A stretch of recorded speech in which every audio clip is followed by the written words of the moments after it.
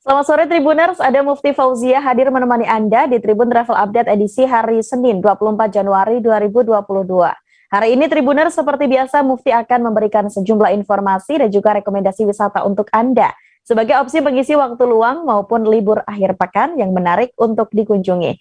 Pastinya disampaikan secara langsung bersama dengan sejumlah reporter kami di beberapa daerah. Inilah Tribun Travel Update selengkapnya. Kita menuju ke informasi yang pertama, Tribuners Kepala Dinas Pemuda Olahraga dan Pariwisata atau Disporapar, Kabupaten Sanggau, Libertus Toto Martono, menyampaikan bahwa tahun 2022 ini objek daya tarik wisata atau ODTW Pancur Aji Sanggau sudah dibuka. Wisata Pancur Aji ini merupakan satu-satunya objek wisata yang dikelola Pemkab Sanggau melalui Disporapar Sanggau. Dibukanya kembali tempat ini dengan tetap menerapkan protokol kesehatan untuk mencegah penyebaran virus COVID-19. Tak hanya itu, pengunjung dihimbau untuk sudah menerima suntikan vaksin jika ingin datang ke lokasi tersebut. Untuk Anda yang ada di wilayah tersebut kini bisa memilih Pancur Aji Sanggau sebagai tempat berwisata. Informasi lengkapnya Tribuners sudah ada rekan kami Henry Cornelius dari Tribun Pontianak. Halo, selamat sore rekan Henry. Ya, selamat sore Mufti. Baik, rekan Henry bisa Anda jelaskan bagaimana sebenarnya ataupun keindahan di objek wisata Pancur Aji tersebut?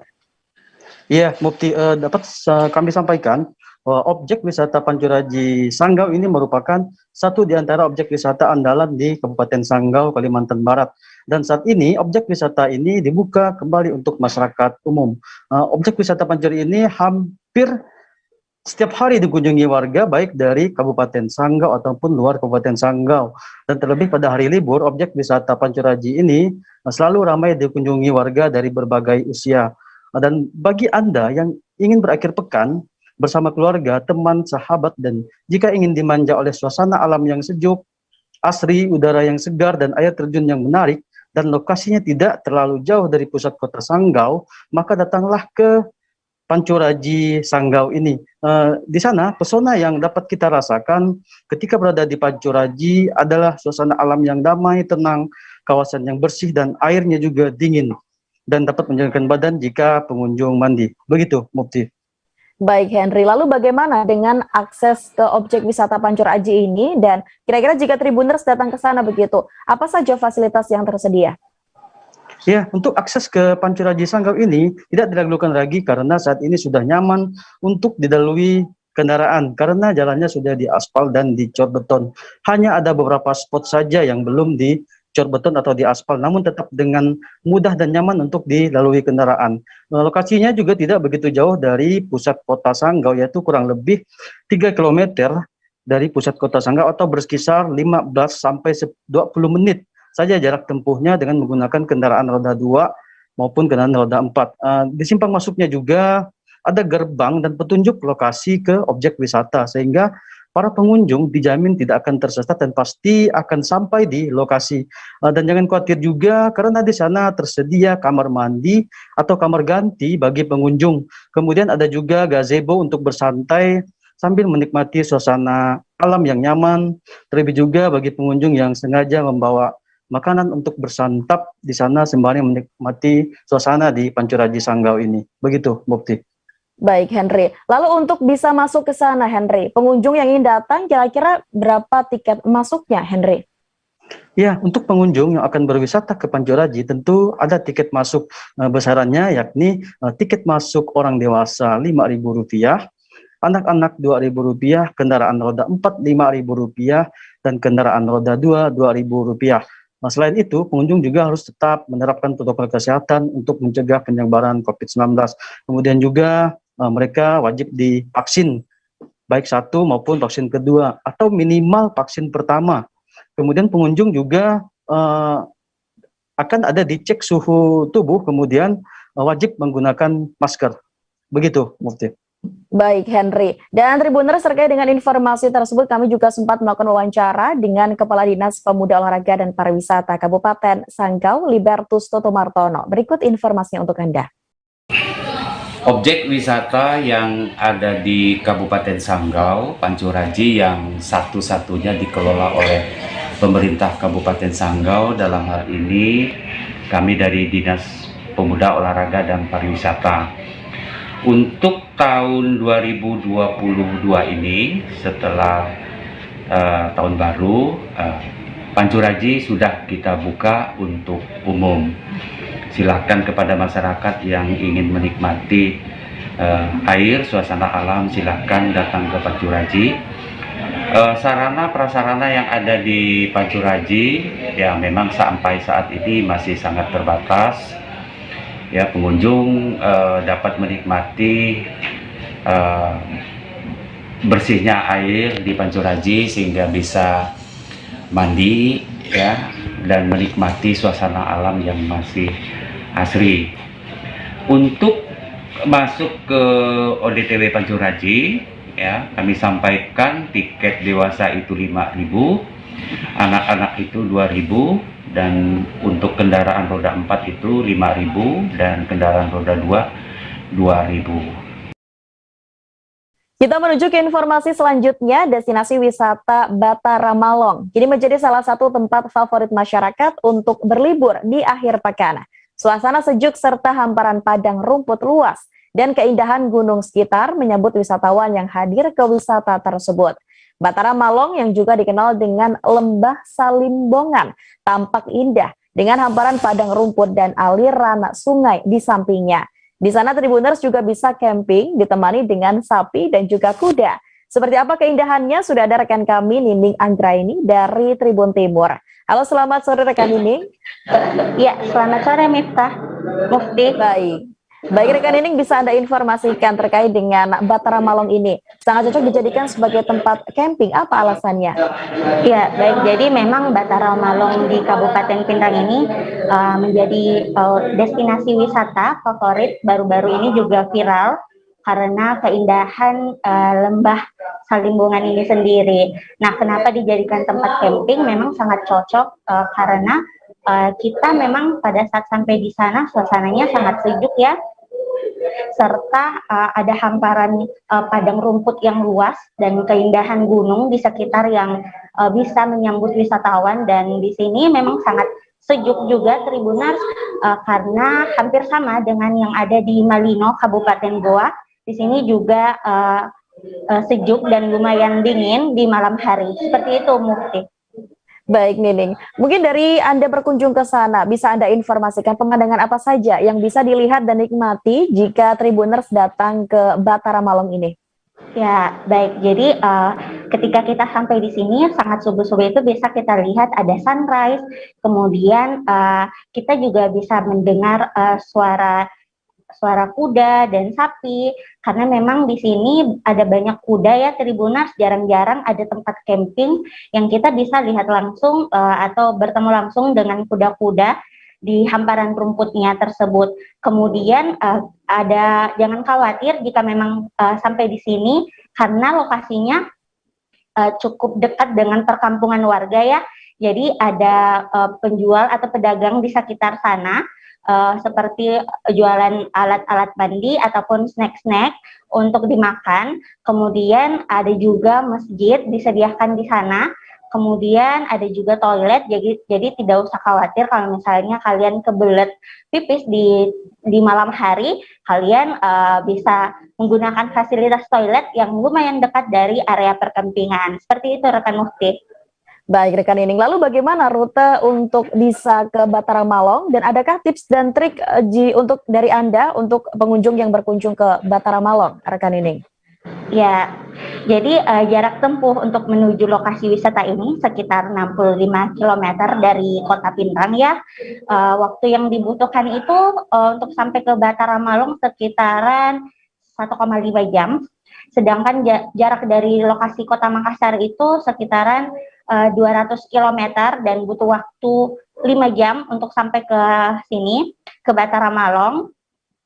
Kemudian untuk sampai ke sini ada tips and trick yang saya bagikan, yakni kalian bisa menggunakan motor, mobil ataupun bus, namun lebih bagus jika menggunakan motor ya Tribuners, karena kalian bisa menikmati pemandangan di perjalanan juga, karena memang area Batara Malung ini di Kecamatan Lembang itu dipenuhi dengan pepohonan dan dataran-dataran tinggi.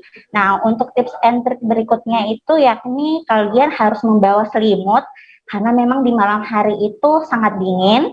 Kemudian bawa bekal juga ya Tribuners, disarankan karena sangat jarang ada makanan berat yang dijual oleh pedagang di perkampungan. Seperti itu rekan Mufti. Baik, terima kasih rekan Nining atas informasi dan juga laporan Anda. Semoga ini bisa menjadi salah satu rekomendasi untuk Tribuners yang ingin berwisata. Selamat bertugas kembali rekan Nining. Baik Tribuners, jika Anda berkunjung ke Tangerang, bisa mampir untuk berwisata ke sejumlah deretan riwayat maupun bangunan bersejarah. Salah satunya adalah Vihara Karuna, Jalabun Haibio di Pasar Lama, Serpong, Cilenggang, Serpong, Kota Tangerang Selatan. Vihara itu dapat dikatakan tertua di Kota Tangerang Selatan, mengingat memang usianya maupun tahun berdirinya. Kala itu memang berdirinya vihara ini ditengarai adanya pelarian warga etnis Tionghoa pada era peperangan kala itu.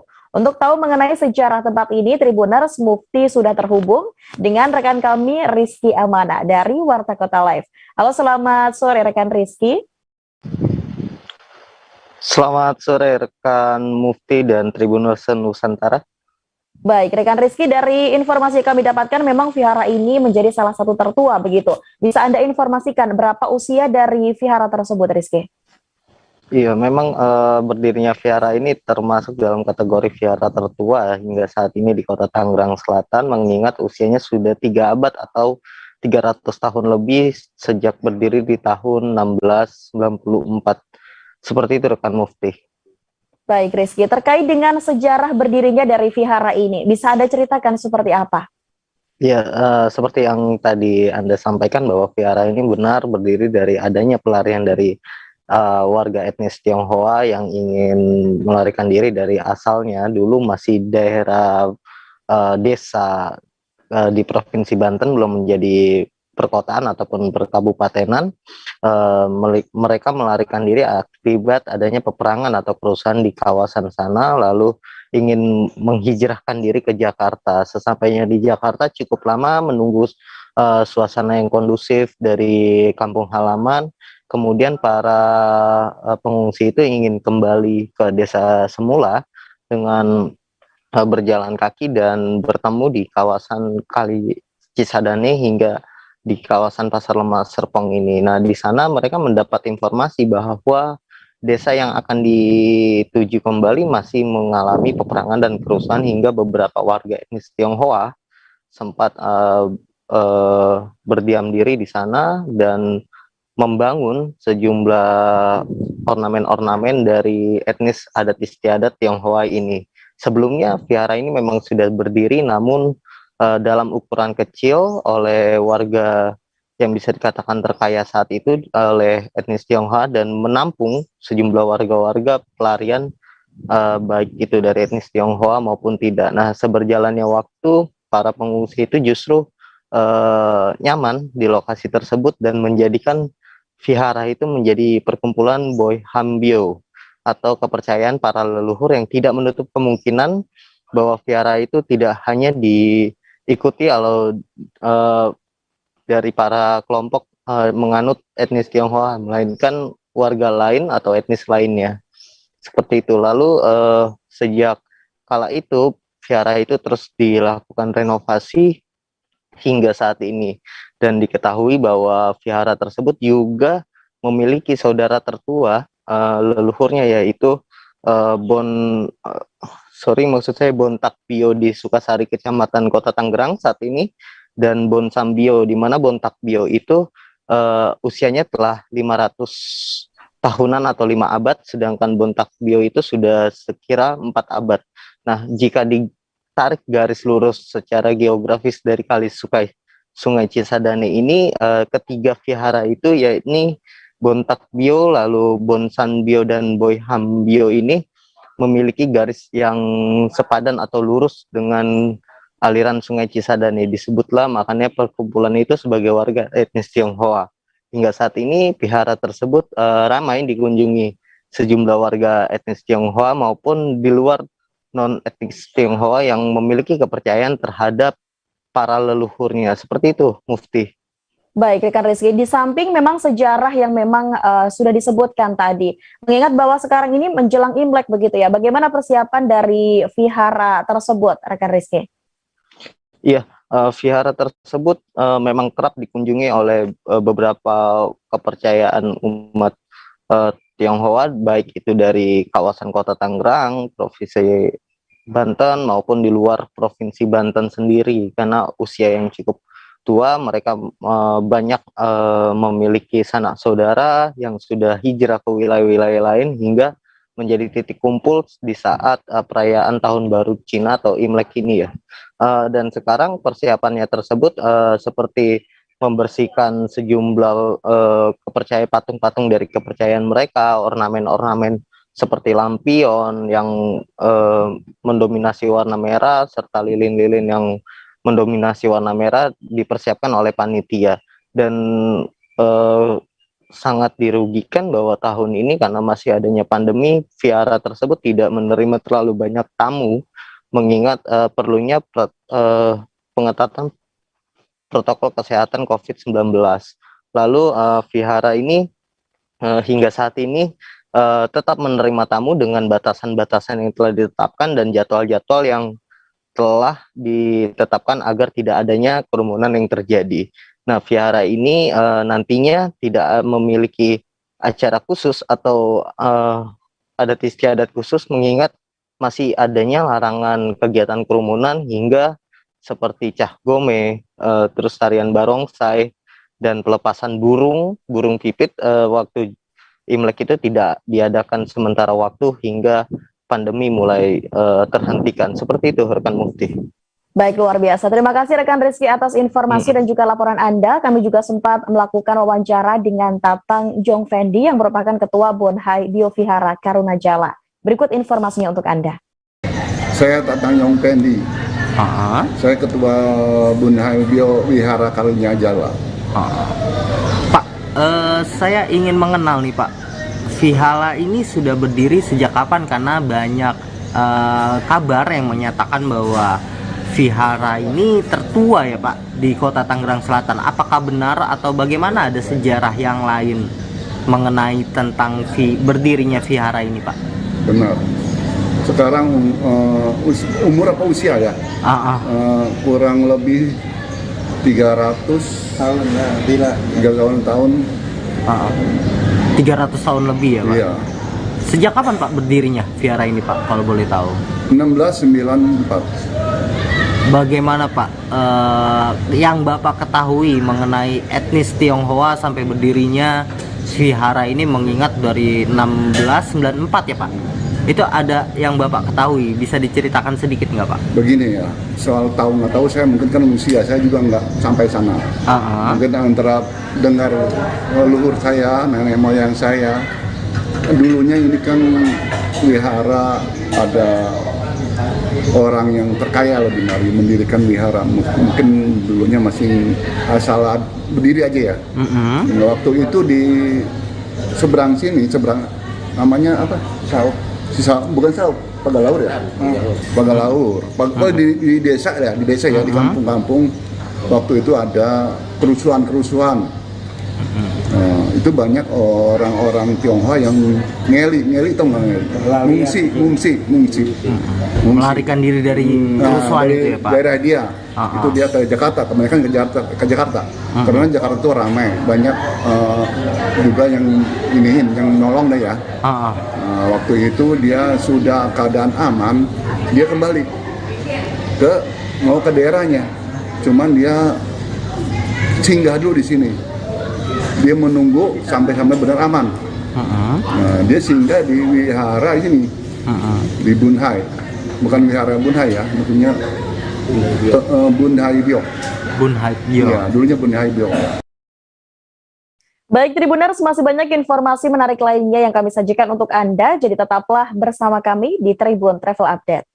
Oke, apa kabar Bang Arif di sini untuk strateginya? Kalau saya sendiri di Jumip 37 ini yang semalam baru mulai, Apa yang dirasakan saya udah cover hitam?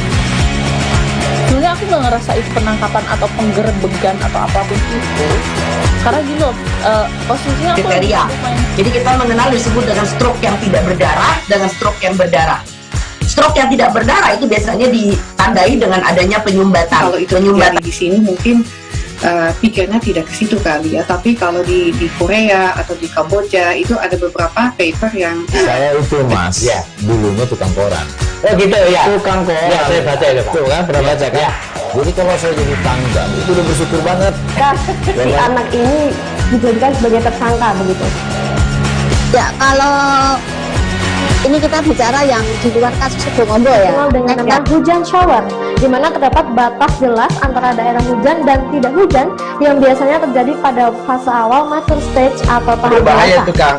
Jadi mulai artinya terjadinya perlempekan. Nah itu untuk penetrasi akan sulit gitu ya. Dok, saya ini menurut saya memang tidak mudah, bukan urusan tanah diambil. Kalau misalnya Amerika Serikat sekarang, Rasulullah mengatakan dalam sebuah hadis bahwa berpuasa di 6 hari Syawal itu. Oke, apa kabar Bang Arif di sini untuk strateginya? Kalau saya sendiri di Jumip 37 ini yang semalam baru mulai, saya udah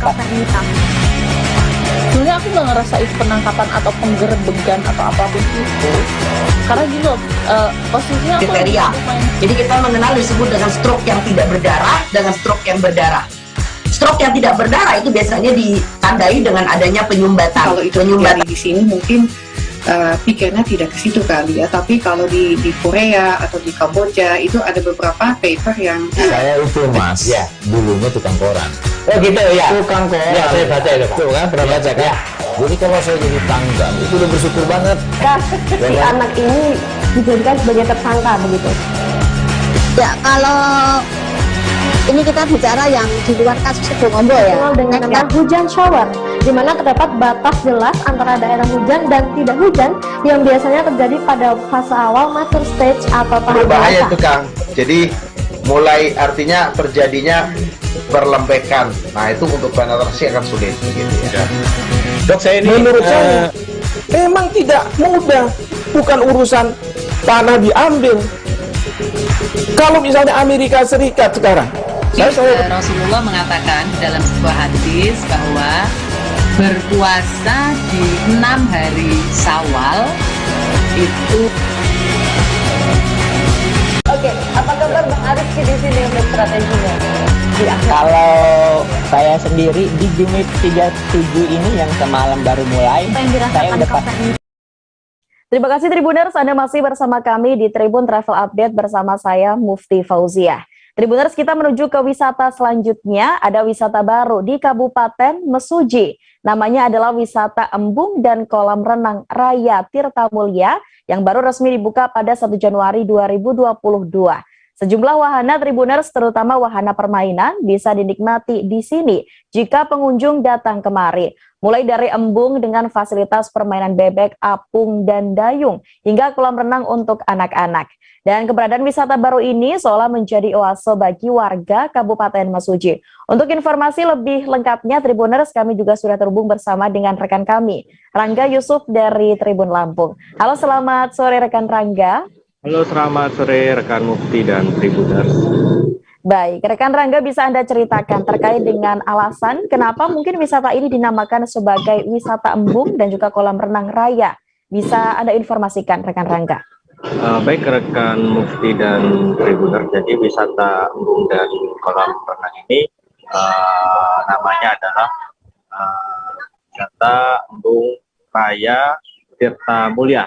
Jadi berdasarkan sumber yang saya dapat dari kepala desa setempat, jadi penamaan itu memiliki makna yang amat mendalam, yaitu raya artinya itu meramaikan, tirta itu artinya air, sedangkan mulia adalah memuliakan. Jadi memuliakan air yang ramai. Yang diharapkan wisata ini terus bertahan dan terus dikunjungi dari wisatawan begitu. Jadi semakin ramai dan semakin maju begitu rekan Mufti dan Tribuners. Baik, rekan Rangga. Lalu untuk fasilitas yang ada di sana ini seperti apa dan tarif untuk menikmati berbagai macam fasilitas ini juga seperti apa, rekan Rangga? Baik rekan Mufti dan Tribuners, jadi di wisata embung dan kolam renang Raya Tirta Mulia ini banyak fasilitas yang disediakan seperti kolam renang dengan fasilitas permainan perosotan untuk anak-anak. Lalu di embungnya sendiri juga ada fasilitas bebek apung yang dapat dipergunakan bagi para pengunjung. Untuk harganya sendiri, jadi untuk memasuki wisata ini tarifnya hanya Rp10.000 per orangnya. Itu sudah bebas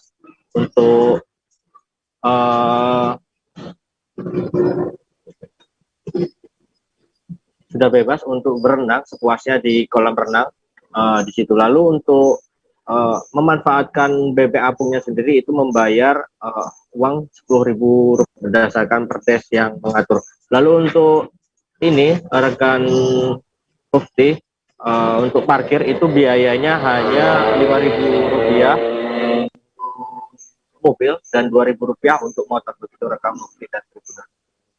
Baik, rekan Rangga. Lalu bagaimana untuk jam buka tutup wisata ini di tengah pandemi COVID-19 seperti ini? Nongkrong yang bernama Kopi Cuseo yang ada di Lampung. Tempat nongkrong asal Jakarta ini memang memiliki nuansa menyenangkan ala Korea. Tempat ini beberapa di antaranya sudah tersebar luas di beberapa kota di Indonesia. Saat ini tiba saatnya untuk warga Kota Bandar Lampung bisa melihat dan juga merasakan langsung suasana ruangan ala K-pop tersebut. Seperti apa suasana dan juga hal menarik di sana, sudah ada rekan kami Agustina Suryati dari Tribun Lampung. Halo, selamat sore rekan Agustina. Halo, selamat sore rekan Mufti. Baik, rekan Agustina bisa Anda informasikan seperti apa sebenarnya suasana di kedai kopi Cuseo yang khas dan kental dengan Korea, dan bagaimana untuk fasilitasnya? Ya, untuk suasana ruangannya di sini terlihat sekali ya nuansa-nuansa ceria ala Korea modern ya di sana. Sebab cat tembok, meja, dan beberapa dekorasi yang ada di kopi Cuseo ini berwarna cerah. Perpaduan dari warna putih, lalu ada warna pink pastel, coklat, dan juga krim. Ya. Banyak juga koleksi-koleksi foto-foto dan album dari idol-idol boy band dan girl band Korea ini ya, yang pastinya sangat memanjakan mata bagi pengunjung yang melihatnya ya. Lalu ada juga boneka-boneka, stand poster bergambar idol.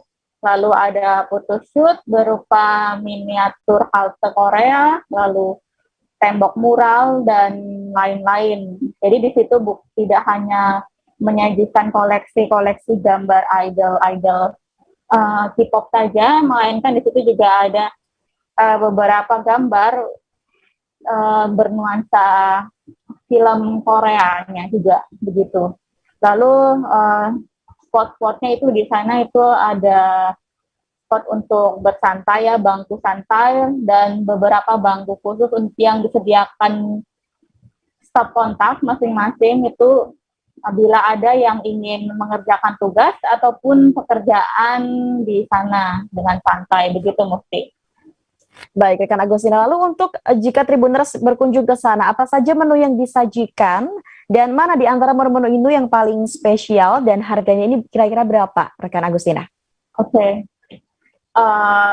Kalau untuk menu-menu yang ada di Kopi Cuseo ini, menunya memang lebih berorientasi itu ke kopi.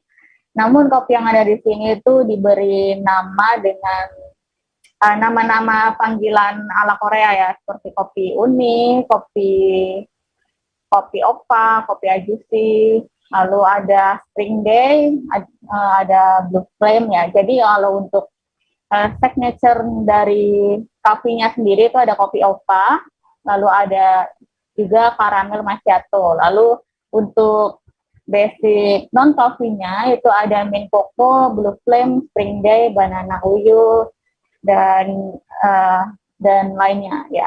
Jadi kalau untuk makanannya sendiri itu makanannya ada camilan-camilan khas Korea seperti tteokbokki, dan juga ramyeon di situ juga ada. Lalu juga ada camilan makanan ringan ya, camilan snack itu dikatakan bahwa snack itu berasal langsung dari Korea sendiri. Dan ada juga minuman kaleng yang dikatakan minuman itu sudah ada di film Hometown Cha-Cha ya, di film tersebut. Jadi minuman itu dikatakan pernah diminum oleh salah satu aktor bernama Kim Sun Ho ya. Jadi untuk harganya sendiri itu mulai dari Rp10.000 ya untuk makanan. Lalu untuk minumannya itu dimulai dari harga Rp19.000, begitu rekan Mufti. Baik, rekan Agustina. Lalu bagaimana jika Tribuners ingin menikmati suasana ala Korea dan juga menikmati masakan minuman ala Korea di sana? Ini untuk jam operasional buka tutupnya seperti apa, rekan Agustina? Ya, kalau untuk kopi Chuseo ini dibuka setiap hari ya, rekan Mufti. Jadi dia mulai dari pukul 10 pagi hingga pukul 10 malam. Jadi bisa langsung datang ke lokasi itu, tepatnya di Jalan Pangeran Antasari, Kota Bandar Lampung. Jadi bisa di situ dinikmati langsung sambil bersantai, atau bisa juga mungkin bila malas berkunjung ke lokasinya langsung, Tribuners bisa pesan melalui aplikasi online ya, bisa juga. Begitu rekan Mufti. Baik, luar biasa. Terima kasih rekan Agustina atas informasi Anda. Kami juga sempat melakukan wawancara dengan Bila yang merupakan karyawan. Berikut informasinya untuk Anda. Perempuan, kakak perempuan. Temen-temen nih yang suka kopi tapi nggak mau kopinya terlalu strong, itu bisa minum kopi ini ada kopi unik. Atau temen-temen nih mau ngopi dengan kopi yang biar makannya melek nih, kita ada kopi ajusi, kopi opa. Atau mau yang creamy, kita ada karamel macchiato, karamel latte, kopi dalgona. Jadi berbagai macam gitu. Atau teman-teman ada yang nggak suka kopi nih, kita juga ada non kopi. Best sellernya di sini ada Spring Day, Blue Flame, Banana Uyu, White Regal. Itu best seller kita. Siap. Nah ini dia tampilannya. Dan kita juga kopinya ini loh Kak, beda dari yang lain. Apa tuh Kak bedanya? Blend kopi blend Korea gitu. Jadi nggak bikin perut kembung, dan kita juga langsung dibuat ketika ada yang pesan gitu. Jadi kakak pesan langsung kita buat. Jadi kita nggak ngestok gitu. Ngestok kalau ada yang beli baru kita kasih, kita nggak gitu. Jadi ada yang beli baru kita buat. Jadi dijamin nggak bikin perut kembung. Tribuners, kali ini ada kuliner lezat yang bisa dicoba jika Tribuners datang ke Sumatera Selatan. Ada nasi bakar rempah dengan rasa khas yang dijual oleh seorang pedagang bernama Anang. Makanan ini semakin spesial lantaran disajikan dengan bumbu yang melimpah. Nasi bakar ini dijual dengan berbagai varian yang bisa dipilih sesuai dengan selera. Rencananya memang pemilik akan terus mengembangkan varian rasa yang dijual untuk memanjakan para pelanggan yang datang. Seperti apa kelezatannya? Sudah ada rekan kami Linda Trisnawati dari Tribun Sumsel. Halo, selamat sore rekan Linda. Iya, sore Mufti. Oke, rekan Linda, bisa Anda informasikan terkait dengan menu dan juga sajian dari nasi bakar ini. Seperti apa sebenarnya nasi bakar rempah-rempah ini? Oke, dapat saya informasikan bahwa memang si Anang pemilik di Goda ini awalnya dia itu merupakan kontraktor gitu ya yang banting spring karena terdampak pandemi COVID-19. Nah, atas ide istrinya inilah dia memutus untuk membuka usaha nasi bakar rempah-rempah. Awalnya nasi bakar yang digunakan itu nasi putih seperti biasanya. Namun lama-kelamaan berkreasi menggunakan rempah-rempah yang jadi namanya nasi bakar rempah-rempah dengan bumbu-bumbu rempah-rempah yang berlimpah. Untuk varian nasi bakar rempah sendiri ini cukup banyak ya, seperti ada varian nasi bakar ayam suwir kemangi, nasi bakar rendang, nasi bakar ikan tongkol, nasi bakar ikan peda, dan nasi bakar cumi pete. Nah, bahkan untuk kedepannya dia akan mengembangkan varian nasi bakar tempoyak ikan patin. Begitu Mufti. Baik, lalu bagaimana cita rasa dari nasi bakar ini ketika Anda mencoba begitu? Dan menggunakan rempah-rempah apa saja yang digunakan? Oke. Ya, karena memang dipadu dengan rempah-rempah, maka rasa nasi bakarnya ya, ini jadi lebih nikmat ya dan gurih ya. Misal untuk saya mencobanya itu nasi bakar cumi pete. Nah, itu cumi petenya begitu terasa dan nikmat. Terus ada aroma nasi bakarnya itu khas harum gitu ya, yang bisa menggugah selera kita gitu. Terus lebih nikmat jika disantap lagi hangat. Nah, untuk rempah-rempahnya sendiri itu yang digunakan cukup banyak, seperti ada serai, lengkuas, daun salam, kembang lawang, kayu manis, kapulaga India, cengkeh, dan lada bubuk. Begitu Mufti. Baik Linda, untuk menikmati sajian makanan dari nasi bakar ini, kira-kira lokasi tepatnya di mana dan harganya berapa rekan Linda? Oke, The Goda Angkringan ini ada di Jalan Residen Haji Najamuddin, yaitu kalau kita lihat di jalan itu ada dekat Indrogosir atau dekat juga dengan perumahan Bukit Rafflesia. Mungkin kalau di googling juga sudah ada gitu ya. Nah, untuk harganya sendiri itu mulai dari 12.000 saja, itu seperti untuk varian yang nasi bakar ayam kemanginya. Begitu Mufti. Baik, terima kasih rekan Linda, dan terkait dengan informasi tersebut kami juga sempat berwawancara dengan Anang yang merupakan pemilik The Goda Angkringan. Berikut informasinya untuk Anda. Ide istri saya itu untuk penjual nasi bakar. Awalnya nasi bakar ini itu nasi bakar biasa dengan nasi putih yang biasa. Tapi dengan ide kreatif di tangan istri saya membuat varian yang lebih berasa ke Sumatera Selatan. Ya, saya dibuatlah nasi bakar rempah. Karena kita ada banyak varian, kalau nasinya tetap nasi bakar, tapi varian untuk lauknya itu ada ayam suwir, kemangi, ada teri pete, ada cumi pete, ada rendang pete, juga rendang ada ikan tongkol. Dan juga kita akan membuat satu lagi menu yang namanya nasi bakar patin tempoyak. Insya Allah next sudah ada nasi bakar ikan patin tempoyak, berhubung saat ini musim durian. Jadi kita akan buat nasi bakar ikan patin tempoyak biar berasa di Sumatera Selatan. Kalau harganya cukup murah ya kalau dibanding di tempat yang lain, karena banyak masyarakat kok murah sekali bilangnya. Untuk varian nasi bakar ayam kita jual dengan harga 12.000 aja. Tribuners, masih banyak informasi yang akan kami sajikan untuk Anda. Selesai jeda kami akan kembali dengan informasi menarik lainnya. Tetaplah bersama kami di Tribun Travel Update. Sebenarnya aku nggak ngerasain penangkapan atau penggerebegan atau apapun itu, karena gini loh, posisinya aku kriteria. Jadi kita mengenal disebut dengan stroke yang tidak berdarah dengan stroke yang berdarah. Stroke yang tidak berdarah itu biasanya ditandai dengan adanya penyumbatan. Kalau itu terjadi di sini mungkin pikirnya tidak ke situ kali ya, tapi kalau di Korea atau di Kamboja itu ada beberapa paper yang saya itu mas ya dulunya tukang koran. Oh gitu ya, Tukang koran ya saya baca itu Pak. Tuh kan pernah baca kan Ya. Jadi kalau saya jadi tanggang itu udah bersyukur banget. Si anak ini dijadikan sebagai tersangka begitu. Ya, kalau ini kita bicara yang di luar kasus Bongombo ya. Dengan nama hujan shower, di mana terdapat batas jelas antara daerah hujan dan tidak hujan yang biasanya terjadi pada fase awal mature stage atau tahap Berbahaya dewasa. itu Kang. Jadi mulai artinya terjadinya perlembekan. Nah itu untuk penetrasi akan sulit gitu ya. Dok saya ini Menurut saya memang tidak mudah, bukan urusan tanah diambil. Kalau misalnya Amerika Serikat sekarang, Rasulullah mengatakan dalam sebuah hadis bahwa berpuasa di 6 hari Syawal itu. Baik Tribuners, Anda kembali menyaksikan Tribun Travel Update bersama saya Mufti Fauzia. Tribuners, Gedung Subkomando Sumatera Selatan atau Subkos Garuda Sriwijaya pada masanya merupakan salah satu basis atau markas militer perjuangan rakyat Sumatera bagian selatan. Kini gedung tersebut telah dijadikan sebagai museum yang kini bisa dikunjungi. Museum ini berada di kota Lubuk Linggau, Provinsi Sumatera Selatan. Di sini banyak tersimpan benda-benda bersejarah yang menjadi bukti perjuangan rakyat melawan para penjajah.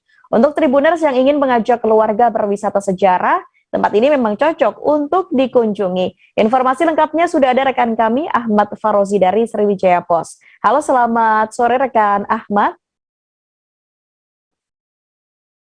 Halo rekan Ahmad. Halo rekan Ahmad, bisa mendengar suara saya?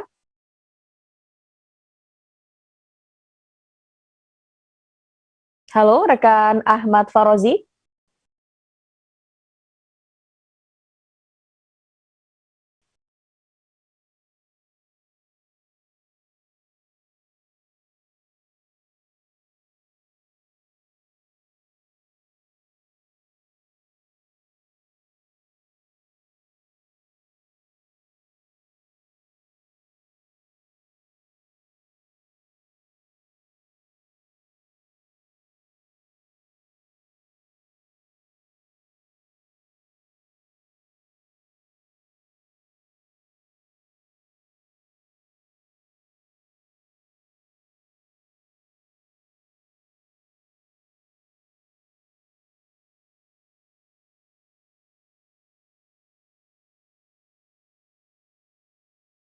Bersama dengan rekan kami Ahmad Farozi dari Sriwijaya Pos. Halo, selamat sore rekan Ahmad.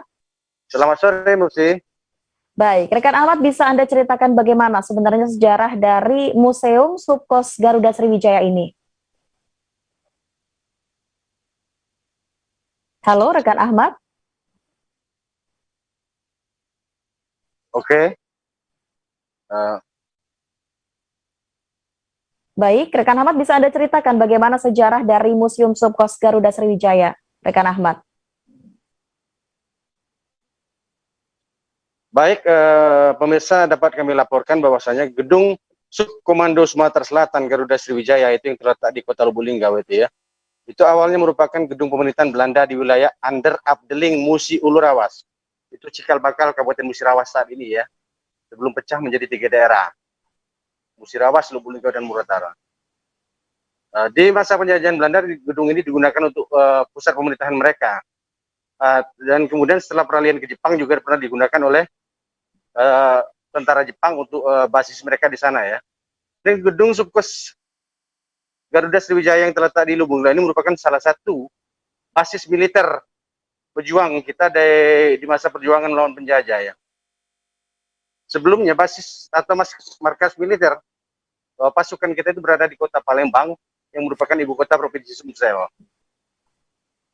Namun pasca perang maksud kami pasca perang 5 hari 5 malam di Palembang, markas militer pejuang Sumsel itu kemudian pindah ke Kabupaten Lahat, salah satu kabupaten di Provinsi Sumsel ya. Namun tentara Belanda akhirnya juga memerangi para pejuang sampai ke Lahat dalam agresi militer Belanda yang pertama ya. Baik, rekan Ahmad mungkin.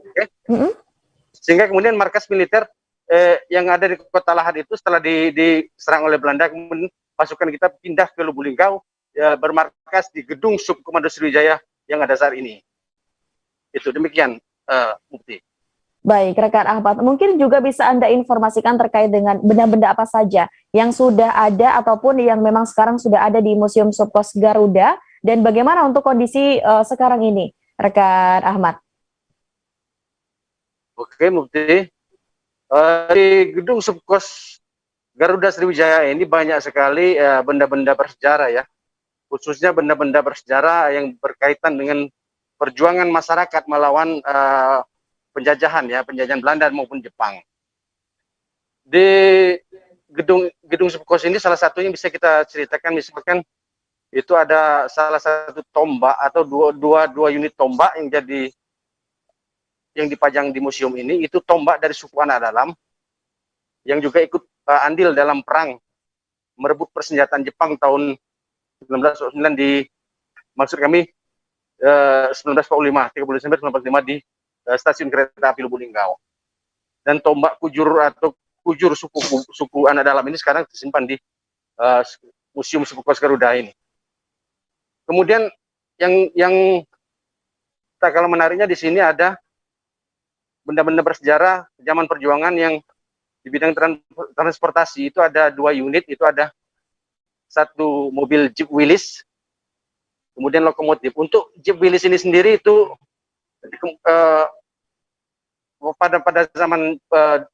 pada zamannya itu digunakan oleh para pejuang kita, antara lain Dr. Aka Gandhi, yang dengan melalui perjalanan hutan, bukit barisan, dan menyeberangi sungai. Selama berada di wilayah Musirawas, mobil ini pernah dipakai oleh Kapten A.R. Sawensom, yang merupakan komandan Alri Subkos wilayah Mandi Aur. Itu salah satu kecamatan di Musirawas itu. Adapun untuk lokomotif mesin uap C3082 ini, lokomotif itu buatan tahun 1930. Ini yang menariknya, ini lokomotif pertama yang menarik gerbong penumpang dari stasiun kereta api Palembang sampai ke stasiun kereta api Lubulingga pada tahun 1933. Baik. Setelah perang kemerdekaan, lokomotif tersebut sempat tersimpan cukup lama di stasiun kota Lubulingga. Dan pada tahun 1988 maksud kami, lokomotif 2 itu kemudian dipindahkan ke Museum Subkos Garuda Sriwijaya. Demikian Mufti. Baik, terima kasih rekan Ahmad atas informasi Anda. Kami juga sempat melakukan wawancara dengan Berlian Susetyo yang merupakan pengelola Museum Subkos Garuda Sriwijaya. Berikut laporan untuk Anda. Sendiri Pak, bisa ceritakan sejarahnya? Ya, lokomotif itu lokomotif pertama yang sampai di Lubuk Linggau pada tahun 1933. Ya, itu dari rute Kertapati menuju Lubuk Linggau. Jadi lokomotif itu tiba di Lubuk Linggau dengan membawa gerbong penumpang ya, sampai di Lubuk Linggau pada saat itu seperti itu. Namun sebelum dibawa ke sini itu pernah digunakan juga ya sebelumnya. Namun akhirnya diletakkan di hangar stasiun Lubuk Linggau hingga akhirnya dihibahkan di Museum Subkos. Hingga sekarang menjadi koleksi seperti itu. Pada saat perjuangan digunakan oleh tentara untuk mengangkut tentara kita ya? Ya, tentara Subkos dari itu sebenarnya lokomotif Belanda ya? Iya, aslinya Belanda, buatan Belanda. Di sini banyak tersimpan benda-benda bersejarah Pak ya? Iya, kita ada beberapa koleksi unggulan ya, masterpiece namanya, itulah ada 2, itu di luar, itu lokomotif uap C3082 yang menjadi bersejarah perjuangan bangsa di Lubuk Linggau ya. Terus ada juga lokomotif, selain lokomotif ada mobil jeep Willys, peninggalan pahlawan nasional Dr. Aka Gandhi ya. Kemudian ada beberapa senjata-senjata, yaitu senjata tradisional, itu ada kujur, peninggalan dari Sukarno Dalam yang melawan Jepang, ada juga keris, pedang, mandau. Senjata perjuangan rakyat ya? Ya, lebih ke sana, perjuangan rakyat seperti itu. Tribuners, suasana di Bendungan Ladongi, Kolaka Timur, Sulawesi Tenggara tampak sepi pada siang harinya di akhir pekan. Hanya terdapat sekira 3 kendaraan roda 4 dan 3 motor yang terparkir di areal parkiran. Namun tak berselang lama, semua wisatawan terpaksa harus memindahkan kendaraannya di luar portal karena ada petugas yang berjaga. Kendati demikian, wisatawan masih diizinkan dan bisa menikmati keindahan dari Bendungan Ladongi. Bagaimana jelas situasinya di lokasi, sudah ada rekan kami Ridwan Kadir dari Tribun News Ultra. Halo, selamat sore rekan Ridwan. Ya, selamat sore rekan Mufti. Baik, rekan Ridwan, terkait dengan informasi dari wisata tersebut, bagaimana untuk akses menuju ke Bendungan bagi wisatawan dari luar daerah Sulawesi Tenggara? Ya, dapat saya sampaikan, bagi Anda para wisatawan di luar daerah Sulawesi Tenggara yang ingin menuju ke Bendungan Ladongi, bisa menggunakan moda transportasi baik udara maupun darat. Khusus untuk provinsi Sulsel, Sulbar, Sulteng dan juga Sulut, Anda bisa langsung menuju ke Kolaka Timur dan menuju ke Kecamatan Ladongi. Sementara jika Anda melalui moda transportasi udara, maka Anda tiba di Bandara Halu Oleo. Anda bisa langsung menuju ke Kecamatan Ladongi, Kolaka Timur, jaraknya sekitar 120 km atau sekitar 3 jam menuju lokasi. Untuk biayanya sendiri menuju ke sana dari Bandara Halu Oleo itu berkisar antara 50 hingga 70 ribu rupiah apabila menggunakan jasa angkutan umum. Kembali ke Mufti. Baik, rekan Ridwan. Lalu untuk spot yang ditawarkan di sana, bisa Anda jelaskan seperti apa jika pengunjung mungkin ingin datang ke sana, rekan Ridwan? Ya, dapat saya sampaikan memang perlu diketahui sebelumnya Bendungan Ladongi bukan hanya sekedar bendungan saja yang dibuat oleh Kementerian PUPR. Namun selain itu, awal pembangunan memang tujuannya juga sebagai tempat wisata. Sehingga dari Kementerian PUPR sampai saat ini terus mendorong pembangunan taman untuk kenyamanan dan sebagai spot untuk wisatawan bersuah foto.